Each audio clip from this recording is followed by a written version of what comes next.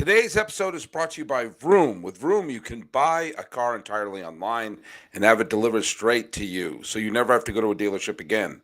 So next time you need to buy a car, just grab your phone, go to vroom.com, and check out thousands of great cars.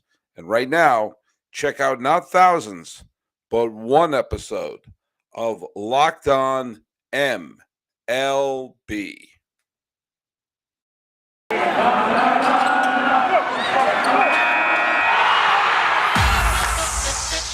You are Locked On MLB, your daily MLB podcast, part of the Locked On Podcast Network, your team every day. Hello, baseball fans. Welcome to Locked On MLB, part of the Locked On Podcast Network, where it's your team every day. This is the daily podcast. We talk about all of Major League Baseball. I am your host, Paul Francis Sullivan. Check out my lower third, everyone. You can call me Sully. We're doing this one again. We're streaming the video live. If you happen to be watching and you want to ask me something in the chat, go ahead, type it in. I'll respond to it.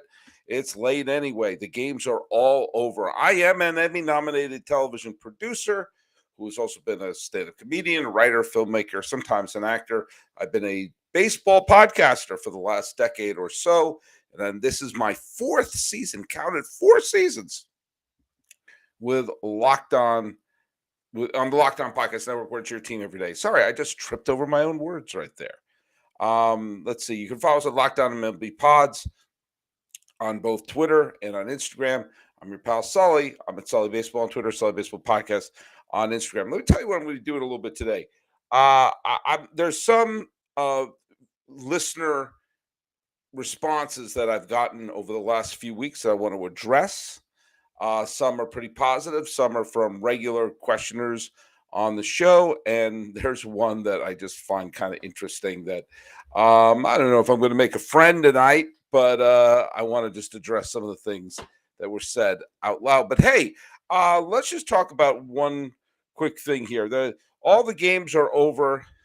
The Mets, who had allowed the Braves to catch them in the National League East, and the Braves won again. The A's are just not very good right now. But hey, give the Mets a little credit because they've been losing to teams they should be beating. They had 2 games with the Pittsburgh Pirates, and they beat them by a combination of 15-1. That's what you're supposed to do. So even in a day where the Atlanta Braves won, and keep in mind the Braves have now won 7 in a row, and what have I said? It's never the wrong time to win an entire week in a row. The Mets are in first place by themselves going into the 8th of September. A couple other things of interest. The Yankees, who have been stumbling and bumbling and bumbling and stumbling, just add Minnesota. They just beat up Minnesota. Doesn't matter. It doesn't matter if they have Johan Santana. Doesn't matter if they have Joe Mauer. Doesn't matter if they have Torrey Hunter. Doesn't matter who they have. They beat them. Doesn't matter if they have Nelson Cruz. Doesn't matter if they have Carlos Correa. They just beat them. And in the first game of the doubleheader, the Yankees did everything but gift wrap the victory to the Twins. And the Twins said, no, I insist. Here you go. And in fact, and then they played a nightcap, and which it was closer than the 7-1 score would indicate, but in the end, it was just that. Daniel Martin Benavides Salazar is listening to us. How you doing, Daniel? He says the Yankees owned the Twins. I'm going to make a correction there. I'm going to put this up here on the. He says the Yankees owned the Twins. That's what he is saying to me right here. I actually think you're wrong there, and let me tell you why I think you're wrong, Daniel. The Yankees don't have. It's not past tense. You wrote in the past tense. The Yankees own, and will continue to own the Twins. It's just surreal how they have this team's number. Regular season, postseason, doesn't matter. They got them. And it's the elixir that this team needed. They've won this series. They're going to go for a 4-game sweep against the team that is nominally a good team. Nominally, this is a team that's a contender, and the Yankees are spanking them and giving themselves, a little bit of room. Now, granted, they can't afford to stumble that badly because the Rays have beaten up the Red Sox. Oh, by the way, Daniel, let's see, what is he saying here? I'll put it up here. Good evening from Monterrey, Mexico. And yes, it was a typo. Guess what, buddy? It's all right. There's, guess what? We're international. Look at that. We penetrate the southern border of the United States. Daniel's in Monterrey, Mexico. So thanks for listening in, Daniel. And man, one of these days, Mexico is going to have a major league franchise. It's going to happen eventually. I don't know how to sort out all the details. I know they played a couple of games. I think it was in Monterrey. I think they may have done one in Mexico City. It will happen eventually. But yeah, but it was a typo. But you know what? It's true. They owned them, but they will I'm actually got to just say this. I am absolutely fascinated, as the title of this podcast probably will, let on. I am fascinated by the American League Central right now. And I'll tell you why. We're starting to see, look at the division races. Now, the Rays are 4 games back of the loss column of the Yankees. It's possible that the Rays could catch them, but it's improbable. It's improbable. We only have 20 some odd games left. And even though the Rays are on a rampage, it's just a lot of games to make up in this shorter period. And that would be a monumental collapse. And I think you've seen a couple of points over the last few weeks where even the Yankees have played badly. They've kind of dusted themselves off from time to time and gone on a 3-game winning streak here, a 5-game winning streak there, to basically say they're probably going to win the division. The Astros walk-off win tonight, paired with Seattle's loss. They're 11 games up. So the AL West is all but clinched. The AL East is possible, but improbable. The Mets and the Braves, as I mentioned earlier, half a game separate the two, but they're both making the playoffs. And when they're both going to make the postseason, I can't call that a great playoff matchup. The great playoff race, I meant to say. The Brewers are in an absolute free fall, and they have allowed what was once a super tight division race, of which they had the lead, and they're now 9.5 back and are soaking in it. And the Dodgers can basically clinch because they're up 19 games over the San Diego Padres. So in terms of the division races, there's not much there. And the fact that the Brewers have wet the bed as badly as they have, and the Giants haven't been able to put anything together, there's a 4-game lead that San Diego has for the final wildcard spot in the National League. So, I mean, it's going to have to take a collapse to make that interesting. And with Baltimore 4.5 back of Toronto, and Toronto playing great baseball recently, chances are that race is wrapped up as well. So the American League Central is really going to be the source from where our eyeballs should be in terms of a true pennant race of teams that are fighting and scrapping for the right to go to the postseason. And with the American League Central, it looks like that they're not going to be. There's no consolation prize for the Guardians, Twins, or White Sox with a wild card. Remember, at this point, as I'm recording this, the Baltimore Orioles have a better winning percentage than any team in the American League Central. If the Orioles were in the Central, they'd be in first place right now. And right now, the way the playoffs are constituted, the Orioles would be not one of the wild card teams. They'd be on the outside looking in. And yet they're a better team than any Central club. Is that fair? No. And I think you should have, I say get rid of the divisions and just have the best teams make the postseason. If they're all in the East, or they're all in the West, or all in the Central, then so be it. The Orioles are better right now than Cleveland, Minnesota, or Chicago. But there you go. That's the way we're enslaved to geographical divisions. And so when you keep that in mind, the Central is where it's going to be. Now, both the Cleveland Guardians and the Minnesota Twins lost games today where they were 3 outs away from winning. And they had Clase pitching for Cleveland. Say that 3 times fast. And the best closer in baseball wet the bed against the Kansas City Royals. By the way, Kansas City has a pretty decent bullpen. They pitched pretty well for a team that stinks. But with that, Cleveland's still in first place. The Twins, of course, were 2 outs away from, or 3, I forget what it was. They had the lead in the 11th or 12th inning against the Yankees. They wiggled out a bunch of things. They lost that game, and there we go. And then the White Sox, who are now 1 game above 500. Here we are, 1 game above 500 on the 7th. And oddly, they look like the best team. I mean, the thing is that it's not really going to be a how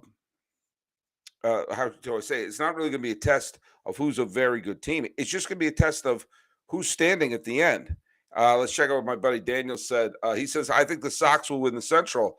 Yeah, I agree with you. I absolutely agree with you. At this point, like each team has like 20-something games. So it's essentially a coin toss. If you have if one of those teams have a good week, they could, make a run at it.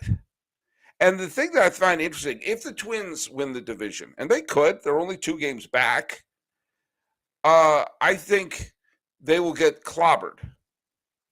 I think they will lose. And of course, the division winner is going to have home field advantage in the wild card round. So they would play Tampa, Seattle, or Toronto in that first round, assuming the Yankees don't blow, which I don't think they will. And so if it's Minnesota against one of those teams, boom, it's over. Bye. Cleveland, very interesting with their pitching staff, that they could hold one of those teams' bats, and next thing you know, they're going to the division series. The White Sox, the way they're playing with their bats, and we've talked the last couple of days about them, I think they'd be absolutely terrifying. But yeah, while I agree with you, Daniel, that I think the Sox are going to win that division, we've got to the point where at this point it's just chance. It's just chance. And the fact that these 3 teams are flawed, I think makes the races even more interesting. That you're not going to have a team dominate. You're not going to have a team that is going to be a textbook type of champion. The White Sox are going to be playing the A's starting tomorrow, and I think that's a weekend series that they're playing there. I have to double check this. Yeah, they're going to be playing weekend series there. That should be an interesting series for the White Sox, but as we've seen, some teams just can't beat the bad clubs. And who are the Guardians playing? They're playing the Twins. So those 2 teams will be pounding each other. It is imperative, if you're a White Sox fan, to see their team sweep the A's. Because if they can sweep the A's and the Guardians and Twins kind of jostle with each other, then we could have a 3-way tie with 3 mediocre teams with 3 weeks to go. And let me tell you something, that makes me super, super excited. But sometimes you need help getting excited. Sometimes you need a little boost, which means, guess what, folks? You may need some Blue Chew. Guys, we all know about that confidence. We all like to think we're God's gift. But you know what? Confidence can only take you so far, especially in the boudoir. And when it's time to step up to the plate, that's where Blue Chew comes in. It's a unique online service that Blue Chew has that delivers the same active ingredients as Viagra and Cialis, but in chewable tablets at a fraction of the cost. You can take them anytime, day, night, on the drive home, while watching a game, so you can plan ahead and be ready when the opportunity arises. Process is simple. Sign up at BlueChew.com. Consult with one of our licensed medical providers. Once you're approved, you'll receive your prescription within days. I needed that Blue Chew yesterday. The best part, it's done online. So no visits to the doctor's office, no awkward conversations, no awkward ad reads, and no waiting in line at the pharmacy. Blue Chew tablets are made in the USA, so salute that while you salute that, and prepared and direct shipment to your door in a discreet package. It doesn't say Blue Chew with a big arrow on it on the side. No, it's brown and doesn't say that. Okay, so look at it. If you could benefit from a little extra confidence when it's time to perform, chew it and do it. Okay, we got a special deal for our listeners. Try Blue Chew free when you use promo code Locked On at checkout. Just pay $5 in shipping. That's BlueChew.com, promo code Locked On. And guess what? I'll tell you what. Once I get my copy back up, you receive the first month free. Visit BlueChew.com for more details and important safety information. We thank Blue Chew for sponsoring this podcast and making my night. All right. Well, let's see. Well, I was going to answer a lot of viewer questions, but my buddy Daniel has become my new best friend here. So let's see what else he had to say here. I think Cleveland will sweep the Twins. Well, that would make, the Twins sweeping Cleveland would make it super interesting. The Twins really suck. Maybe. Yeah. The Sox will sweep the A's. So between the Guardians and the Sox. You may very well may be right. Here's why I find this is another reason why I find this interesting, Daniel and my other listeners. I don't have a dog in the race. I don't. I like Cleveland. I love Francona. I love Jose Ramirez. I love Shane Bieber. And there'd be something kind of brilliantly poetic about the first year that they're the Guardians, that they win the World Series with that name. I like Minnesota. A lot of players in Minnesota I really like. I would love to have Minnesota finally have the happy ending that they went from a potential contraction team to winning a World Series in their beautiful new outdoor ballpark. I also like the idea of them winning the World Series in November in Minnesota, where the Fox crew will be snowed upon. And I have a huge spot in my heart for the White Sox. A lot of their players are some of my favorite players in baseball, and I wouldn't mind seeing them win. So because I like all the teams, whichever one of those three teams win, I'll be happy for. And I think they're all flawed, and they're all likable. They all have players I like, so I will be happy. So I hope that they're all mediocre enough. What I would love to see is the Twins sweeping Cleveland and the A's sweeping, the White Sox sweeping Oakland. And that meaning that there's like one game separates three teams as we're going into late September. Hey, let's take a look at what some of my listeners have written to me in various forms of media, whether it's YouTube, where some of you are watching me right now, whether it's on Twitter at Sully Baseball Podcast on Instagram. Let me just see. Our buddy Jeff Cohen writes, so today I had a hard time finding the Mets game, not on SNY, FS1, Fox, MLB Network, TBS, ESPN. Turns out it's being broadcast on local TV. Why make it so difficult to find? Jeff, preaching to the choir. Absolutely preaching to the choir. Baseball should find one place to stick their stuff. The whole notion of this one's on Apple, this one's on Peacock, this one's on Amazon. No. Don't make it hard to find. You already have one of the best sports apps in the world, which is the MLB app. Have it be a subscription thing. Have it be a way for baseball fans to always know where it is. If you want to pop it on some of these other places, fine. But don't make it so the people who pay the subscription for the MLB app to not know where the hell it is. You don't want to alienate those fans. Throw it on Peacock, throw it on YouTube, throw it on Amazon or whatever to maybe draw in some new viewers, but also keep it on for those of us who have the subscription so we always know it's there. You don't want us crawling around in the dark. For goodness sakes, you want to have us placated. We paid a subscription fee. And I think there should be tiers. You should have a tier where if you pay a certain amount, you get the local games, the local teams on your device And if you want to charge more, I understand it. If you want to have the local ads on it, fine. So no one loses out. I think there's so many eyeballs out there that you are losing by making it a freaking game of a 3-card Monte trying to find the damn game.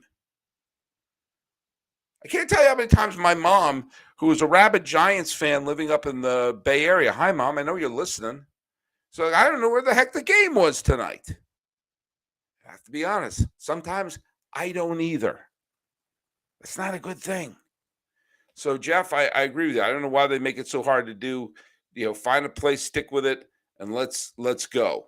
Where's another one? Oh, hey, let's go to my good friend Marcel, also known as Cubs fan with an 8. Says Phillies in powder blue uniforms at home. Any comments? Yeah, I got some comments. It stinks. I love the Philly uniforms from the 70s and 80s. I think those are the most beautiful uniforms they've had. I've grown to like the uniforms, the Ryan Howard, Chase Utley, Roy Halladay specials, were the cursive Phillies and the red hat. But I will always love the maroon hat with the kind of the cursive P, and they have pinstripes at home, powder blue on the road. And the reason you have powder blue on the road is that for years and years, it was gray on the road. And then when color TV kicked in, a couple of teams said, hey, where do we have to do gray? Let's do powder blue. And that became an away uniform look. Look, this isn't just about aesthetics. This is if you know this team's playing that team, you look up and you can immediately tell who the home team is and who the visiting team is. And it's not confusing.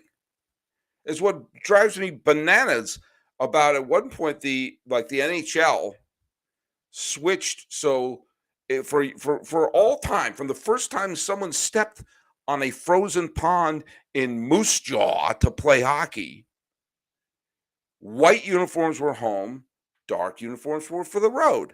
And they've now switched it so dark uniforms are for home. And there have been a bunch of times I've been like at a restaurant bar or something like that. Sharks game is on, the Kings game is on, whatever it is. And I think I'm following the home team, but no, I'm following the visitor team. Same thing in basketball. There are a bunch of games where the Celtics are wearing dark green uniforms at home. That goes against everything holy. So it's not just aesthetics. It's so when you sit down and you watch it, immediately I know which team is which. And the powder blue is an away uniform. Now, the powder blue away uniforms that the Phillies had during the Mike Schmidt, Steve Carlton, Pete Rose years was beautiful. The powder blue with the cursive P, but that's a road uniform. And what makes it even worse for me is that the pinstripe, the maroon pinstripe one, I think is just as beautiful. So you're denying a home game with those beautiful uniforms to incorrectly wear the powder blue ones. Come on, folks. It's not that difficult. It's not that. I love changing up the uniforms. In fact, a lot of these sort of alternate uniforms I've been wearing this year have been fantastic. I think the Marlins should just use those the red uniform with the blue hats. That uniform's spectacular, to paraphrase my father. But come on, folks. Powder blue. That's a road one. All right. I have to address this one. And this one may take a couple of minutes, so bear with me. I did a episode a couple weeks ago here, and it was also I did the episode. I posted it here, but I also had it posted on Locked On Yankees because our good friend and friend of the podcast and my friend in real life, Stacy Gotsulias, had COVID. And she needed someone to pinch hit for her. And even though I am not a Yankee fan, I did a few Yankee episodes. I posted some here, but I gave her the media so she could have a few days to recover from COVID. Remember, I had COVID in early August, and a couple of people, including Jeff Carr and Lindsey Crosby, stepped in and helped me out. And so I'm repaying back the universe when Stacy Gotsulias, who, by the way, whether or not, if you're a Yankee fan or not, listen to her podcast. Sometimes she's with her co-host Abby Stracco, but she's usually by herself and is one of the most entertaining podcasters I know. Check her show out, and I was able to pinch hit for her. Now, one of the things I talked about the uniform retiring ceremony. They've retired a bunch of uniforms recently. They did Paul O'Neill, and I had some thoughts about that. I had no problem with Paul O'Neill's number being retired because I know what he means to the Yankees. I just feel that they've gotten a little retired number happy over the years, but with all the numbers that they've retired, I find it strange that the anti-A-Rod sentiment got to the point where Alex Rodriguez's number was available to give to Gallo. Still hanging around there. Greatest third baseman in the history of the Yankees, who won 2 MVPs with the Yankees, and where they would not have made the postseason if not for his years, and especially in 2005, and basically carried the Yankees to the 2009 World Series title with his wonderful postseason. And I said, retire number 13. Who's the better third baseman? Now, I find some of the anti-A-Rod sentiment amongst Yankee fans to be bordering on bizarre. Ralph Garcia responded on the YouTube channel and said, heck no. And Ralph, I appreciate you cleaning up the language. A-Rod was a steroid user, okay, and womanizer, okay. Keep that scumbag out of the Hall of Fame. Okay, I was talking about retiring his number. Please get well, Stacy. Yep. I hope Judge hits a home run to get you better the way Babe Ruth and Lou Gehrig hit home runs for his sick child, Johnny Sylvester. I want to include that at the end because Ralph wrote that very sweet sentiment to Stacy at the end. And I don't want to make it sound like I'm anti-Ralph.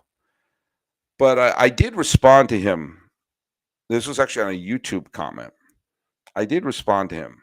But I want to bring up, I'll just kind of paraphrase my response. So how I responded actually is kind of irrelevant. A steroid user and a womanizer. I am not going to deny either one of them. I won't. But I will say this. Number 46 is retired. Andy Pettitte. We know Andy Pettitte did PEDs. We know Andy Pettitte did PEDs when he was in Houston, but come on. He was in New York with Roger Clemens when we know he was doing God knows what. Roger Clemens heads to Houston with Andy Pettitte. They play in Houston together. And then Andy Pettitte and Roger Clemens return back to New York together. They crisscross the country. And all the while, that was the time that Pettitte, we know, did PEDs. And, he claims, well, I did it once and I was crying and praying to God the whole time. Stop it. You did PEDs. PEDs don't work once. This isn't Captain America. And, he did them. And I don't think that should disqualify Andy Pettitte from having his number retired any more than, Barry Bonds' number with the Giants or David Ortiz's number with the Red Sox. So he did them. Okay. I'm going to go out on a limb and say that Ralph Garcia didn't have a problem with Andy Pettitte, but A-Rod gets the brunt. They both did it. And the other one is womanizer. Now look I'm not endorsing being a womanizer, but Billy Martin, number 1 is up there. I've read several biographies on Billy Martin, one of the most fascinating figures in the history of baseball, I think. But yeah, that is the ghost of Billy Martin. Just turned off my ring light. Oh my God! Says, don't you besmirch Billy Martin? The ghosts are coming after me. Mickey Mantle. Yeah, Mickey Mantle. Not exactly the most faithful husband in the world. Babe Ruth. As my dear friend Chris DeLuca said, Babe Ruth wasn't just the Babe Ruth of hitting, not just the Babe Ruth of pitching, but he was also the Babe Ruth of going to whorehouses. Notorious womanizer. And to the point where his first wife had a nervous breakdown from his gallivanting around New York with, just showing up in brothels left and right, to the point where she had a nervous breakdown. They separated, and she, by the way, later died in a fire. And Babe Ruth married his second wife just a couple of years after that. There would be no way Babe Ruth would have survived the media scrutiny if that had existed then. But my point is, if those are your two disqualifying factors for A-Rod, you got to take a look at some of those numbers up there. Again, I'm not endorsing PEDs or being a woman. I'm just saying that you then examine the other numbers that are up there. A-Rod's one of the greatest players in Yankee history. If you can't deal with that, you can't deal with that. But don't give BS reasons of why you don't want to have it. Just say you don't like the person. All right, let's one more look at what Daniel has to say for us from Mexico. Daniel Martin Benavides Salazar. I like A-Rod too. I don't care if he took steroids. Steroids don't make people good athletes. They help, yes, but imagine you have to play at least 140 games to consider that a full season. We have to come to grips with the fact that the steroid era existed. It was real. A lot of people were doing it, and we almost have to adjust our view of statistics, like handicapping golf. It was the era, and to deny A-Rod's contribution as a great Yankee, to me was anyway. It was just, I think, disingenuous. Just say you don't like the guy. Just say you don't like the guy. Daniel has one last thing he says, which was, and then we would call it a night.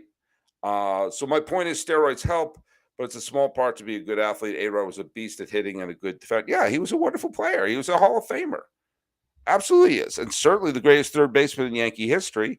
You could throw Greg Nettles, may have been the better defender, but was a great Yankee, to be sure. I think Greg Nettles was the greatest third baseman in Yankee history before the arrival of Alex Rodriguez, but here he is. So anyway, well, look at if you have anything you want to send to me, send it. The best way to get a hold of me is via Twitter, which I am pretty good at responding on Twitter. Let me find my lower third. There it is. I'm at Sully Baseball on Twitter, Sully Baseball Podcast on Instagram. You can find this show at Locked On MLB Pods for both Twitter and for Instagram. But hey, thanks so much for making us your first listen, as we're available on all your free podcasting catchers. Now, in terms of a second listen, check out the Ultimate Pro Football Preview 2022. It's an 8-episode extravaganza to get ready for the NFL season. The local team experts of Locked On Podcast Network, plus a betting angle from Lee Sterling of Locked On Bets, all combining into one ultimate NFL preview. Search for the Ultimate Pro Football Preview 2022 on your Odyssey app, YouTube, or wherever you get your podcasts. Well, thanks for hanging out with us, Daniel from Mexico, who became my de facto co-host today. And for everyone else watching, this has been Locked On MLB for this one's going to drop on the 8th day of September 2022. I'm your host, Paul Francis Sullivan. Please call me Sully.